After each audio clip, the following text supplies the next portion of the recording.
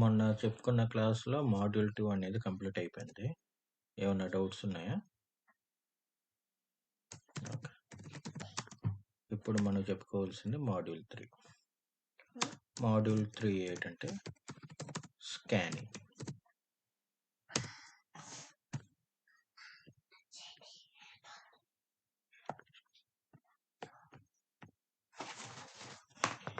Module 3 ఏంటంటే scanning.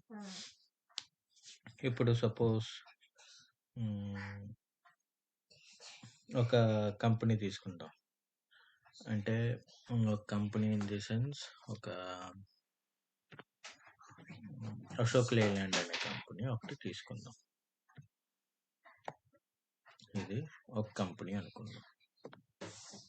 Some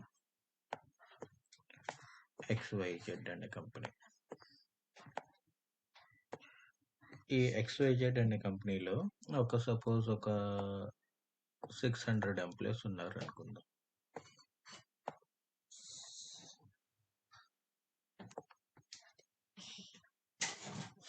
ఈ 600 employees కి మీరు ఇందులో మీరు ఎవరు ఎలెవ్గా ఉన్నారు, ఎవరు డెడ్గా ఉన్నారు అనేది చూడొచ్చు అనమాట. అంటే ఎలెవ్ ఇన్ ది సెన్స్ లాగిన్లో ఉన్నారు. ఇప్పుడు ఆ 600 ఎంప్లాయీస్కి ఒకటే షిఫ్ట్ ఉండదు కదా. ఇప్పుడు ఒక BPO సెక్టర్ తీసుకోండి. తీసుకుంటే కొంతమంది లాగిన్ అయి ఉంటారు, కొంతమంది లాగౌట్ చేసి ఉంటారు. లాగిన్ అయి ఉన్న దాన్ని ఎలైవ్ హోస్ట్స్ అని అంటారు. లాగౌట్ చేసి ఇన్యాక్టివ్ ఉన్న వాళ్ళని డెడ్ హోస్ట్స్ అని అంటారు. హోస్ట్స్ యాక్టివ్గా ఉంటే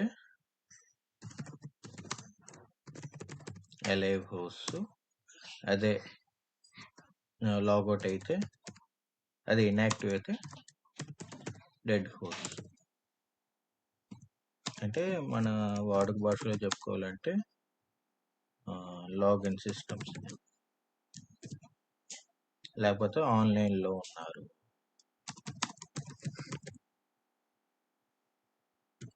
అదే డెడ్ హోస్ట్ అంటే లాగౌట్ అయిపోయారు అని. ఈ ఇన్ఫర్మేషన్ మనకి ఎందుకు కావాలి అంటే, ఒక అటాకర్కి, ఒక హ్యాకర్కి ఇదే ఇన్ఫర్మేషన్ కావాలి. ఒక ఆర్గనైజేషన్లోకి వెళ్ళాలి అంటే వాడు ఏం చూస్తాడు అంటే, ఎవరు లాగిన్లో ఉన్నారంటే, ఎవరు ఆన్లైన్లో ఉన్నారు, ఎవరు ఆఫ్లైన్లో అనేది చూస్తాడు. చూసి అందులో ఆన్లైన్లో ఉంటే వాళ్ళకి ఏమైనా వల్నరబిలిటీస్ ఉన్నాయా, అంటే ఏమైనా లూప్ హోల్స్ ఉన్నాయా అనేది వాడికి తెలుస్తుంది. వాడికి తెలియడం వల్ల వాడు ఈజీగా ఆర్గనైజేషన్లోకి ఎంటర్ అవ్వచ్చు. ఇక్కడ స్కానింగ్ అంటే ఏంటంటే, simple definition, scanning refers to the identify the hosts of a network.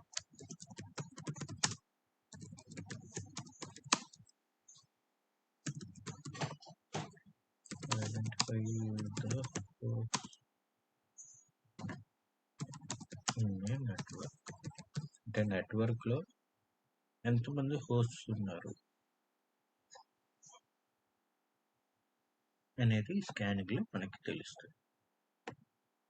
Okay, మనకి మరి ఈ స్కానింగ్ వల్ల ఉపయోగం అనేది చూసాం. ఏంటి, ఒక XYZ అంటే ఒక కంపెనీ తీసుకుంటే అందులో 600 ఎంప్లాయీస్ ఉంటే, ఆ 600 ఎంప్లాయీస్ అనే వాటిల్లో ఎలైవ్ హోస్ట్ ఎవరు, డెడ్ హోస్ట్ ఎవరు తెలుసుకోవడానికి అనేది మనకి స్కానింగ్ అనేది ఉపయోగం. ఇప్పుడు స్కానింగ్లో 3 రకాలు ఉంటాయి. 3 రకాల టైప్స్ అనేది తర్వాత చెప్తాను. ఆ స్కానింగ్ ఎందుకు యూస్ చేస్తారు అంటే,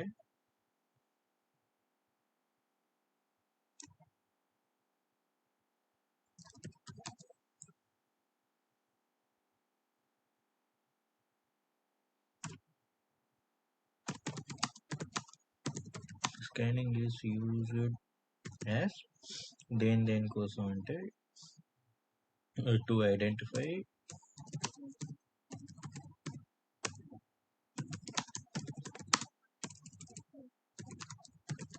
ఐడెంటిఫై లైవ్ హోస్ట్స్ ఒకటే కాదు కదా, మనకి ఐపీ అడ్రస్ కూడా కావాలి కదా. ఐపీ అడ్రస్, మ్యాక్ అడ్రస్, తర్వాత మ్యానుఫ్యాక్చరర్ నేమ్,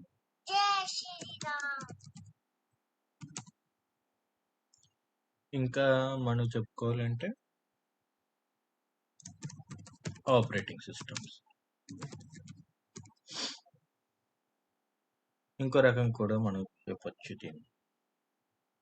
ఇప్పుడు మన ఇంట్లో మనం ఒక వైఫై అనేది పెట్టుకున్నాం. అది ఏదైనా కావచ్చు, ఎయిర్టెల్ అయినా కావచ్చు, జియో అయినా కావచ్చు. ఇప్పుడు మన దగ్గర యాక్ట్ అయినా కావచ్చు, ఏసీటీ నెట్వర్క్. అయితే మనకి ఒక అపోహ ఉండొచ్చు. దానికన్నా ముందు ఇంకో ఎగ్జాంపుల్ చెప్తాను. జియో, ఎయిర్టెల్, యాక్ట్, ఈ మూడిట్లో ఏదో ఒక ఐఎస్పీ దగ్గర నుంచి మనం లీజ్డ్ లైన్ అనేది తీసుకున్నాం. Leased line in the sense మనం రెంట్కి తీసుకున్నాం ఒక మన డిఫాల్ట్ గేట్వే, మన రౌటర్కి ఒక గేట్వే, రౌటర్కి ఒక ఐపీ ఉంటుంది కదా, దాన్నే డిఫాల్ట్ గేట్వే అంటారు. ఆ డిఫాల్ట్ గేట్వే దేనికి ఉపయోగం అని చెప్పాను, అది ఓన్లీ ఇన్ అండ్ అవుట్. అదొక తలుపు లాంటిది. మీకు ఆ తలుపు నుంచే మీకు లోపలికి వెళ్ళాలి, ఆ తలుపు నుంచే మీరు బయటికి రావాలి. దాన్ని డిఫాల్ట్ గేట్వే అంటారు. అది ఏమీ చేయదు. అది ఏం చేస్తుంది అంటే జస్ట్ మీ మీరు సెర్చ్ చేసింది జస్ట్ మీ ఇంటర్నెట్లో అది పెడుతుంది. ఆ ఇంటర్నెట్లో వచ్చిన కంటెంట్ మీకు చూపిస్తుంది, అంతే. టు అండ్ ఫ్రో కమ్యూనికేషన్ కోసం మాత్రమే డిఫాల్ట్ గేట్వే అనేది ఉపయోగిస్తారు. Okay, default gateway. ఇప్పుడు మనం ఏమనుకున్నాం, జియో కానీ, ఎయిర్టెల్ కానీ, యాక్ట్ కానీ మనం తీసుకున్నాం ఒక లీజర్లో. తీసుకుంటే మనకి డిఫాల్ట్ గేట్వే ద్వారా మనకు ఒక ఐపీ ఉంది. ఆ ఐపీ ద్వారా మనకు ఒక సిస్టమ్ ఐపీ అనేది వచ్చింది. ఆ సిస్టమ్ ఐపీ వచ్చిన తర్వాత మనం ఎంత తీసుకున్నాం, సపోజ్ 30 Mbps ప్లాన్ తీసుకొని మనకి మంత్కి 600 GB అనేది మనకాడు లిమిట్ ఇచ్చాడు అనుకుందాం. ఫర్ ఎగ్జాంపుల్ లిమిట్ ఇచ్చాడు అనుకుందాం. ఆ లిమిట్లో మనం 1 మంత్ వాడేమో, 1 మంత్ వాడితే మన యూసేజ్ ప్రకారం మనకి తెలుస్తుంది ఏంటంటే 600 GB అనేది మీకు లిమిట్ అయిపోయింది అని వచ్చింది అనుకో.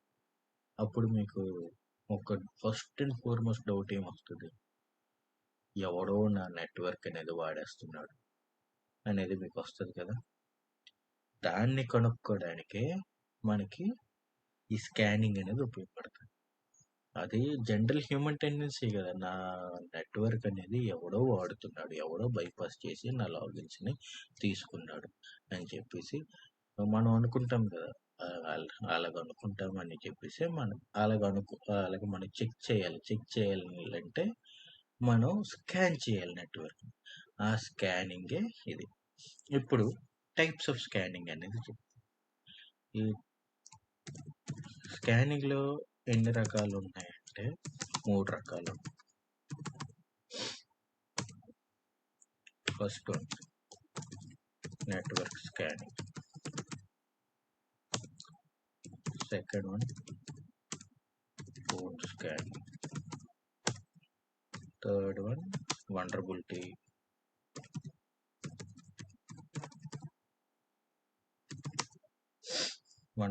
స్కానింగ్. వల్నరబిలిటీ అంటే లూప్ హోల్స్ తెలుసుకోవడం. ఇవి 3 రకాలు. ఈ నెట్వర్క్ స్కానింగ్ అనేది ఇప్పుడు ఈ మాడ్యూల్లో చూస్తాం. ఈ మాడ్యూల్ 3. ఈ పోర్ట్ స్కానింగ్ అనేది మాడ్యూల్ 4. ఈ వల్నరబిలిటీ స్కానింగ్ అనేది వల్నరబిలిటీ అనాలిసిస్లో ఉంటుంది, అది మాడ్యూల్ 5. అది ఇప్పుడు మనం మాట్లాడుకుంటుంది మాడ్యూల్ 3 స్కానింగ్. అందులో మనం మాట్లాడుతుంది నెట్వర్క్ స్కానింగ్. ఈ నెట్వర్క్ స్కానింగ్లో మనం ఇది మన ల్యాబ్ సిస్టంలోనే ఇన్స్టాల్ చేసుకోవచ్చు టూల్స్, మన మొబైల్లోనే ఇన్స్టాల్ చేసుకోవచ్చు టూల్స్. మన మొబైల్లో ఇన్స్టాల్ చేసుకోవాల్సిన టూల్ వచ్చేసి, మీరు ఒకసారి ప్లే స్టోర్కి వెళ్ళండి.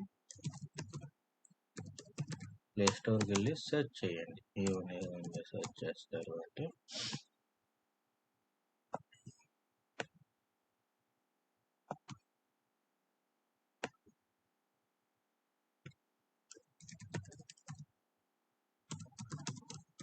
పింగ్ అని సెర్చ్ చేసి ఇన్స్టాల్ చేయండి.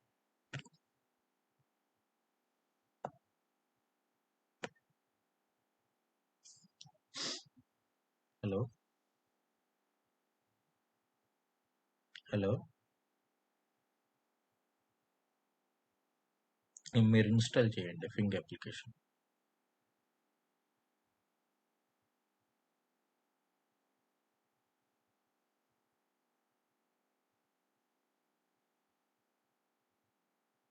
ఇన్స్టాల్ చేశాక నాకు చెప్పండి.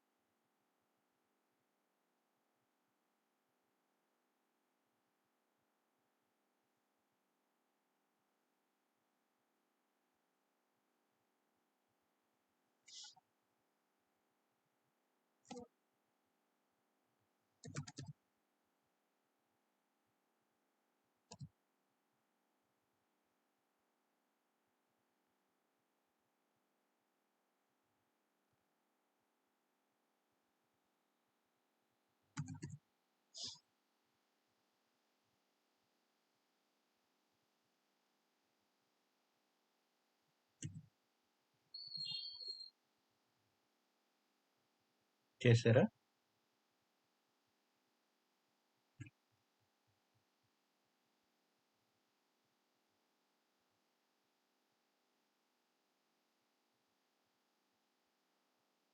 ఓకే.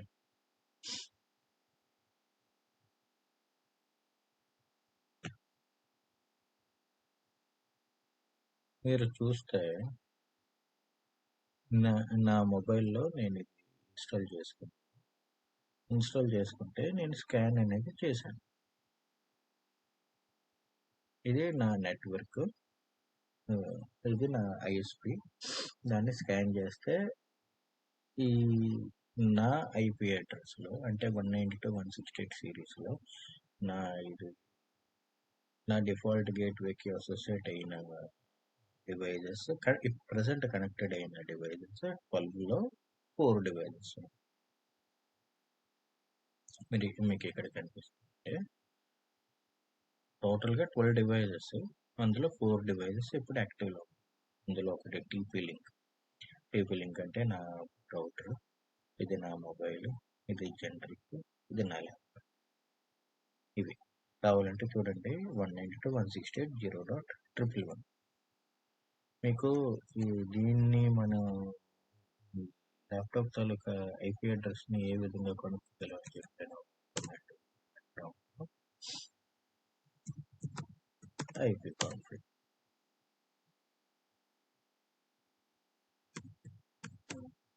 ఇదేనా IPv4 అడ్రస్? ఇదే కనిపిస్తుంది కదా, 192.168.0.111. ఇదే కదా కనిపిస్తుంది.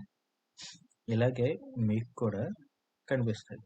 దీన్ని బట్టి ఇప్పుడు సపోజ్ నెక్స్ట్ ఇది ఫ్రీ వర్షన్ కాదు, ఇది పెయిడ్ వర్షన్. ఫ్రీ వర్షన్లో కొంతవరకే మనకి లిమిట్ ఉంటుంది.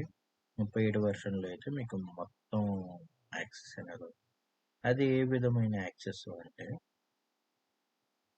ఇప్పుడు అక్కడ ఇప్పుడు అక్కడ హెచ్పి అని కనిపిస్తుంది కదా, అది క్లిక్ చేసి అది క్లిక్ చేస్తే మీకు ఒక స్క్రీన్ అనేది వస్తుంది.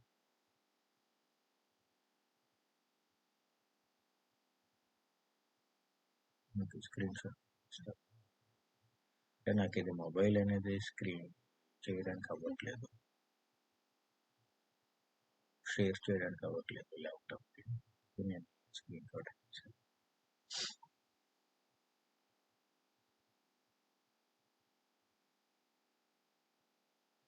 ఓకే, నేను నా దీ హెచ్పి దాని మీద క్లిక్ చేశాను. మీరు కావాలంటే చూడండి, హెచ్పి దాని మీద క్లిక్ చేశాను. ఇది మనకి నా ఆపరేటింగ్ సిస్టమ్ ఏంటి, విండోస్. ఆ బ్రాండ్ నేమ్ వర్షన్ మొత్తమే తెలుస్తుంది. ఇది మీరు ఒకవేళ ప్రీమియం వర్షన్ కానీ తీసుకుంటే దీన్ని మీరు బ్లాక్ చేయొచ్చు, ఇంటర్నెట్ ఎప్పుడు పాజ్ చేయొచ్చు, టైం లైన్ వీడు ఎంత ఆన్లైన్లో ఉంటాడు, ఏటేటి డౌన్లోడ్ చేసాడు అవన్నీ కూడా చూడొచ్చు. దాన్ని నెట్వర్క్ నుంచి రిమూవ్ చేయొచ్చు. తర్వాత మీరు పింగ్ ట్రేస్ రూట్ అనేది ఇప్పుడు కూడా ఓపెన్ ఉంటే మీరు చేసుకోవచ్చు. తర్వాత ఓపెన్ పోర్ట్స్ ఎన్ని ఉన్నాయి, మీరు దీన్ని టర్న్ ఆఫ్ చేసేయచ్చు డైరెక్ట్గా నెట్వర్క్, అంటే దీనికి రాకుండా మీరు చూడవచ్చు. ఇప్పుడు ఇది బేసికల్గా ఎవరికి ఉపయోగపడుతుంది అంటే పిల్లలు ఉన్న ఉపయోగపడుతుంది. ఎందుకు ఇప్పుడు అంతా మొబైల్లోనే అవసరం వస్తుంది. వాళ్ళకి మీరు ఎంత టైము ఎంత టైము మీరు కేటాయించాలో అంత టైమే మీరు ఇవ్వచ్చు, మిగతాది మీరు టర్న్ ఆఫ్ చేసి నెట్వర్క్. అలాగా మీకు ఇది పనిచేస్తుంది. అది ఎప్పుడు మనకి ప్రీమియం వర్షన్ అయితే.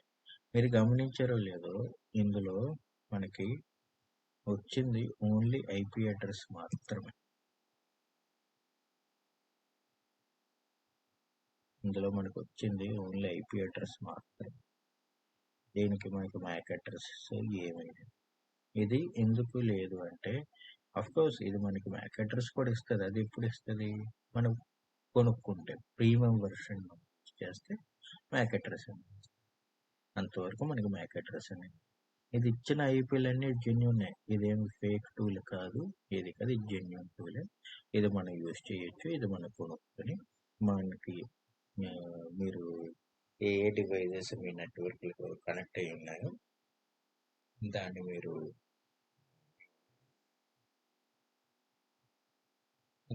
యాక్సెస్ చేసి దాన్ని కంట్రోల్ చేయొచ్చు ఆ డివైస్.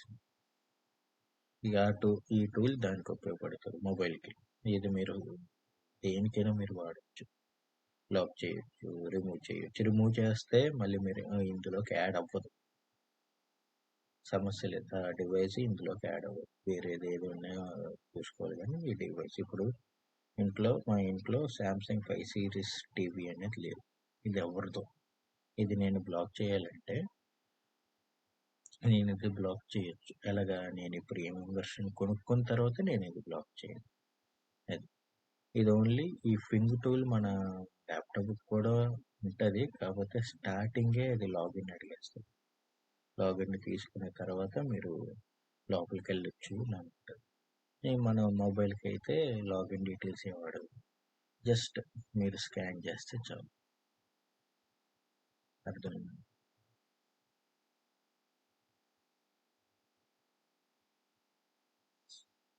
అర్థమైందా? ఏమైనా డౌట్స్ ఉన్నాయి?